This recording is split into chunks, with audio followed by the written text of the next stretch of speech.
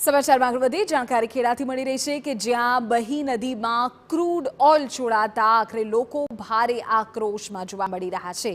જાણકારી મળી રહી છે તે અનુસાર ખેડા જિલ્લાના વણાકબોરી પાસે થર્મલ પાવર સ્ટેશન દ્વારા બહી નદીમાં ક્રૂડ ઓઇલ છોડાતા લોકોમાં ભારે આક્રોશની લાગણી છે।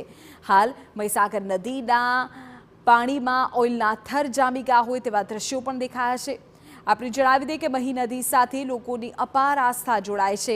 સાથે જ ગળતેશ્વર અને ઠાસરા તાલુકાના ગામના નાગરિકો નદીના પાણીનો ઉપયોગ પીવામાં અને સિંચાઈમાં કરે છે। ત્યારે જો આવું પ્રદૂષિત પાણી કોઈ પીવે તો રીતસરની કોઈ ગંભીર બીમારી થાય તેવી ગામ લોકોને ભીતિ છે। જેથી સ્થાનિકોએ પણ થર્મલ પાવર સ્ટેશનના સત્તાધીશો સામે કાર્યવાહી કરવા સતત માંગણી કરી છે। સાથે જો કાર્યવાહી નહીં કરવામાં આવે તો ચૂંટણી બહિષ્કારની ઉચ્ચારી છે ચીમકી।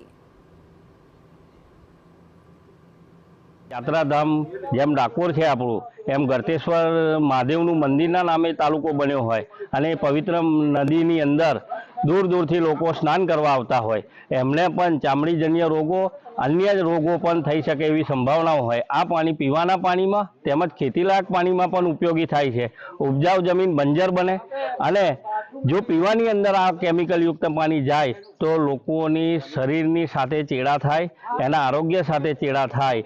આ ના થાય તે માટે આવા અધિકારીઓ સામે કાયદેસરની કાર્યવાહી કરવી જોઈએ। આ જે થર્મલ પાવર વાળા જે પાપીઓ જે ગંદુ પાણી મહીસાગરમાં જવા દે છે, આવા પાપીઓને જો કડક ને કડક સજા નહીં મળે તો અમે ચૂંટણી બહિષ્કાર કરીશું।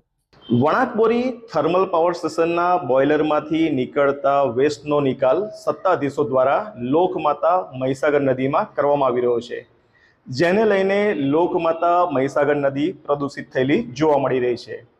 જેને લઈને સ્થાનિક લોકોની અંદર એક આક્રોશ જોવા મળી રહ્યો છે।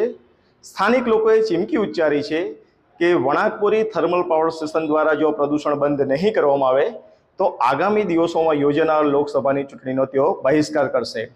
બીજી તરફ ગુજરાત પોલ્યુશન કંટ્રોલ બોર્ડ દ્વારા કયા પ્રકારની કાર્યવાહી કરવામાં આવશે તે જોવાનું રહેશે।